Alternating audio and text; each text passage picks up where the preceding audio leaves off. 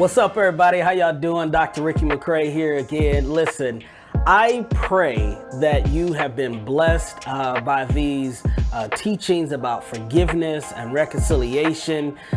This week, I'm on one subject, and that is, where do we start? How do I start? How do I get to this place of forgiveness? And so, listen, my new book is getting ready to come out. Some things are worth fighting for, so you definitely want to go out and get that. But today, this is part three of how do I get started. And today, I want to talk about how do we get off repeat? How do we get off repeat? Some of us are on repeat. When it comes to the trauma, when it comes to the pain, when it comes to what we've gone through, what that person did to us, we've got it on repeat. Now, here's what's important. Because sometimes we've got to learn the distinction. What's the difference between what happened and our interpretation of what happened? Can I say that again? There is what happened. There's the actual incident or event that happened, and then there is our interpretation of it. And oftentimes we are living out of our interpretation of what happened. Woo! And not the facts. Okay, can I explain it to you like this? In the book, I talk about my dad and how I realized that my dad would promise to show up. I'd have my bags packed. I was ready to go, and he wouldn't show up. That's the facts. Here's my interpretation of the facts. My interpretation was, I must not be worth my father's time. Woo! Is that actually what happened? No, the facts are, he said he was going to come, he said he was going to show up, and he didn't. Period, point blank. The meaning or the description, what I got out of it was that I'm not worth my father's time.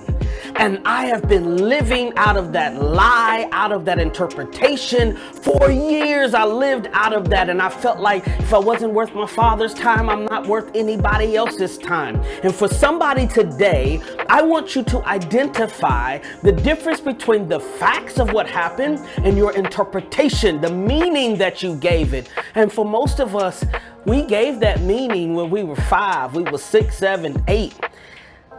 And guess what? We're adults. Some of you are teenagers. Some of you are adults. Some of you senior citizens. And you're still living out of the 5, 6, 7, 8-year-old. And what that 8-year-old told you that meant. And I don't know who this is for, but you need to get free. Break free from the prison of your interpretation of what happened. Yes, it happened. I'm not negating it. I'm not trying to belittle or diminish what happened. But what I am trying to do is get you free. Because if you interpret it as something bad, you can also give it a new interpretation that gives you life. If that thing has snatched the life out of you with your interpretation, you can also give it a new life if you give it a new interpretation. You don't believe me? I love in Genesis when Joseph, right? Joseph, who was betrayed by his brothers, thrown in the pit, taken out of the pit, sold into slavery. Y'all remember that Joseph? Joseph, you could tell he was on repeat, probably just soaking. He was mad. He was angry, disappointed, felt betrayed by his brothers.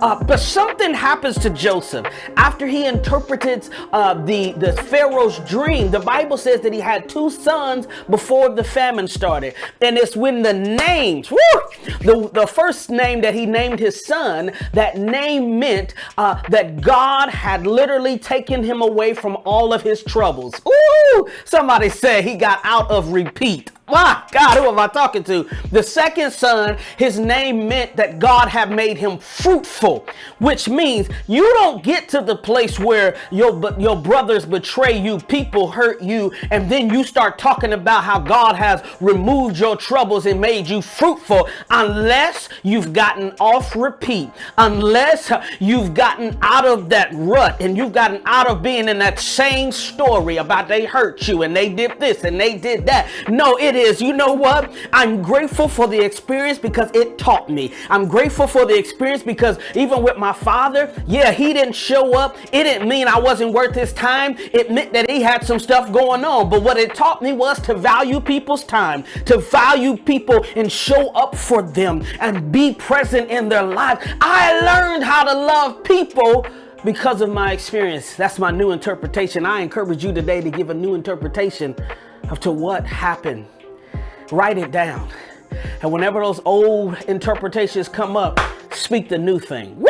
Somebody declare it today. I'm going to speak a new thing, a new interpretation over what happened. So I pray that today, if you've got a relationship, there's some stuff that's going on with you that you know you want to work that thing out, you want to get better, you want to heal, you want to mend, then I encourage you to remember that some things are worth fighting for. Go and get my book. Some things are worth fighting for. My journey of reconciliation and forgiveness with my father. I don't. It's not that I want you to have the same journey, the same story. I want you to start your own journey, your own story. So listen, keep listening. I'm going to keep giving some encouragement to you, some things for you to do. That's your homework. Find out, identify how you've been interpreted, and then give it a new interpretation. All right. God bless you. See you soon.